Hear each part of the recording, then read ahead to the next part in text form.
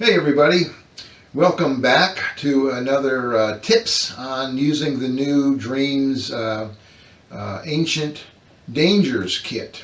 In our first video I showed how we can easily make a large room like this with floors and walls and how to use the different gates with keys and switches. Today I want to talk about putting down monsters because it's no fun just to walk around if you don't have monsters to fight. So we're going to talk about putting down monsters, and so we're going to go up to search, and we're going to search for, and since we just recently used these, or they show up down here in recent, we're going to go ahead and put in a skull. And when we put that skull in, we can now go to play, and we can hit that switch and we can go in and he'll come right up to us and start attacking us.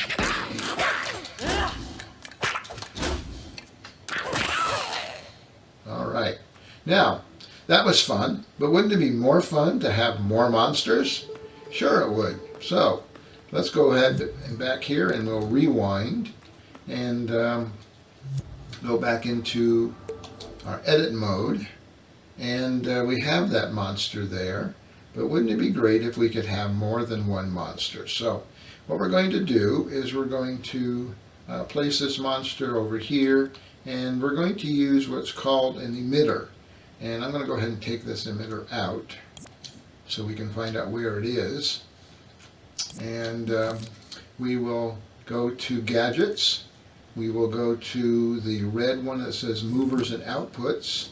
And we will then go to what's called an emitter. And we'll just go ahead and put that emitter down. You don't have to put it on a wall, but I like putting them on walls because that way I can find them easier later. So we've got an emitter.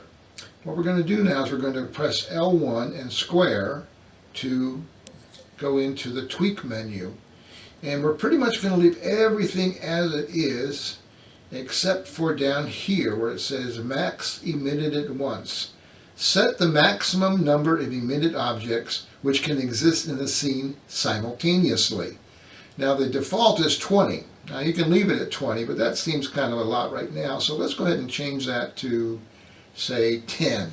This means that there only will be a maximum of 10 of the enemies on screen at the same time. But we want more than 10 to fight, so we're going to put this up to, say, 25. This means that as we kill the enemies and that number is depleted, additional enemies will be admitted until the maximum of 25 is reached. So, pretty simple. Now we go and we click on this, which is object to emit. All right, we want to select an object that we are going to emit with this emitter. So we click on that to activate it, and we go down here and we click on the skull there. We can get rid of this. And so now when we press play, you can see that the skulls are being emitted out there. We'll kind of work our way in, and now we have a bunch to fight.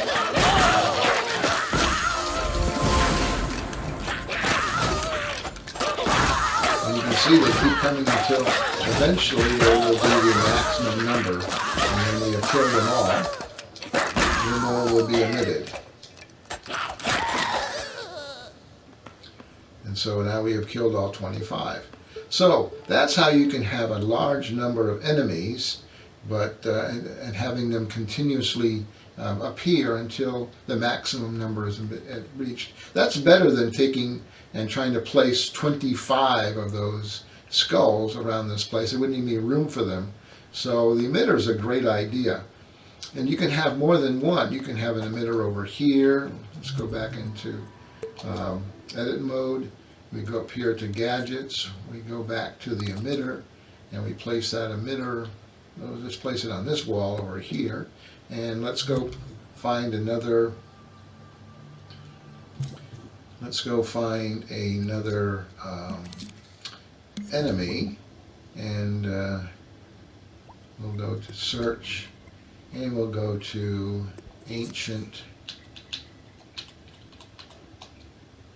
dangers, and we'll see the ancient dangers kit is here somewhere. You know what I usually do is I change this to collections. That usually narrows it down. There we go. So now we have a collection. We have monsters here. Let's put a different monster in. Let's put, well, let's stick with these, and we'll go with this one. This is harder to kill. This is a demon chomper.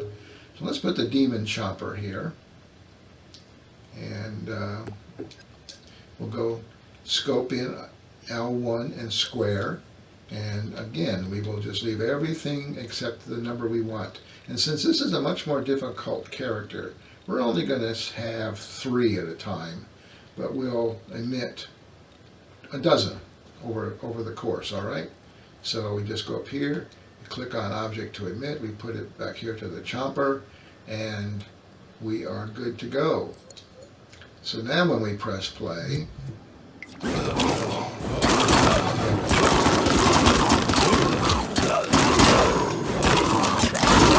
see I'm killing them. There's no more on the screen at a time, but keep emitting additional ones. That's why I've killed all dozen. Now, let's go back and rewind this. Okay, now we're going to see that we're going to have them both at the same time. This becomes a much more difficult fight. And it's going to be awfully hard to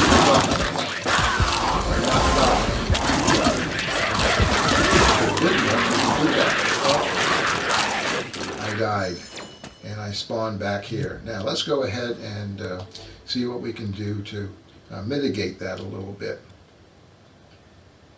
First of all, you need to be aware of the health potion.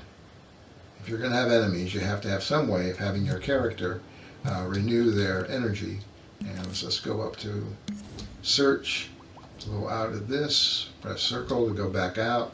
Now we go over to collectibles and containers, and here we have a health potion. So we want that health potion to be available to our player when he goes in, so he'll have some extra health. Now you can just leave it here on the ground and the character will pick it up. Or if you want to, during your game, you might want to make it a little more difficult for the, not difficult, but hide it somewhere so that we'll hide it. Tell you what, we'll hide it in here, so that way during the ensuing fight we can go back and get some of this. So we just place that in there, and so now we have that. So now when we press play, we can go pick this up, and now we have 2. Now we have 1 extra one. And we go here on this, and now we've got 2. We have 2 extra. And we can hit. We have 2. All right. Now let's go ahead and let's rewind. All right. So now we've got a potion we can pick up. Open this up, and now we see that we've got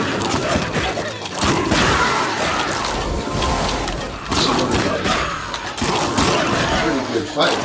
We've got probably about 33 or 34 total enemies. So we're holding out pretty well here. Looks like we got them all, and we didn't have to use any extra health. Okay, now I want to show you something else we can do with monsters. You can see that when we started this, you see the monsters are already being emitted and showing up for us. Now we can do something to have them only show up when we want them to, and that is that we can go in and we can use a zone to set up where the monsters will begin to appear. So let's go back into our gadgets. And we're going to go all the way to the left, and we're looking for this green called a sensor, and we want that. So we're going to pick that up, and we're going to place that right about here. Now what we're going to do is we're setting up a trigger zone. A trigger zone, we're going to go into trigger zone, and we're going to select the type as a rectangle. The trigger zone is going to be where the will detect the player when he enters the trigger zone. Until the player enters the trigger zone, the monsters will not be emitted. Nothing will be emitted from the emitter until the player is in the target zone, the trigger zone. So we've got that set up. Let's just go ahead and see how that works. And so we need to connect that to the emitter. So we have an output here, and this says that when the player enters into this trigger zone, emit. And it will only emit when the player is in the trigger zone. You have to keep that in mind as well. And let's go ahead and place a trigger zone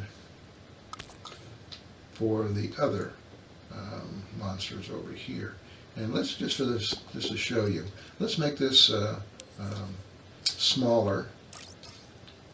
Okay, and we're going to go with a rectangle again. Let's get this out of the way so we can see what we're doing. And okay, and we're going to expand that a little bit.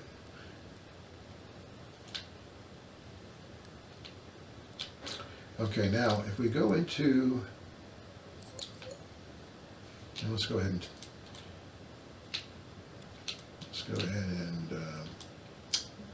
connect that to the emitter. Now let's go into the thing here called show hide. Let's go in and let's show. That thing comes up way too soon. Gets in my way. Zones. Okay, now you can see where the zones are, and you can see that there's a space in the middle here where there's no zone.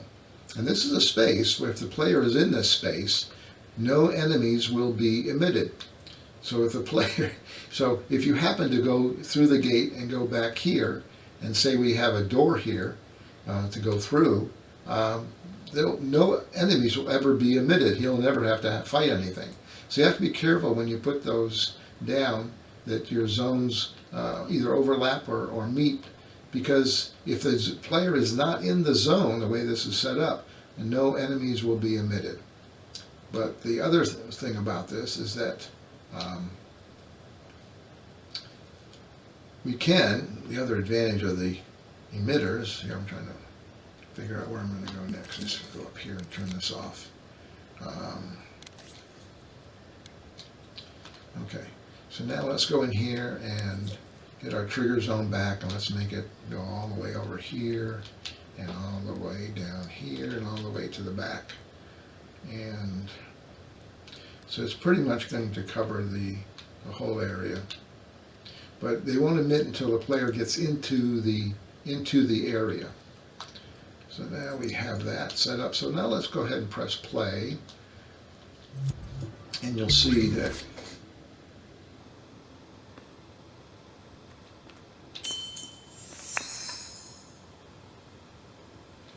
okay, no enemies have been emitted. We can go in here, and it looks like there's nothing here.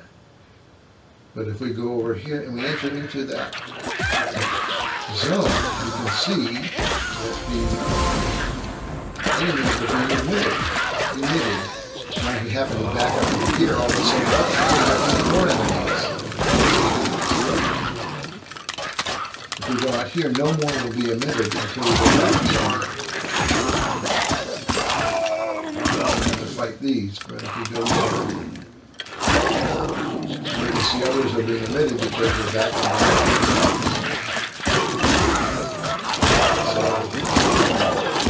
these are just some tips on placing monsters that make it really manageable. You can control or where they appear, how many appear, and also keeping in, your memory, what they call thermometer, under control as well. So that's pretty much on monsters. think you've covered the monster placement of monsters, the zones, and of course making sure that you put out some health potions. So anyway, have fun, and if you have any questions, put them in the notes below, and like this if you found this helpful, and we'll check back with you later.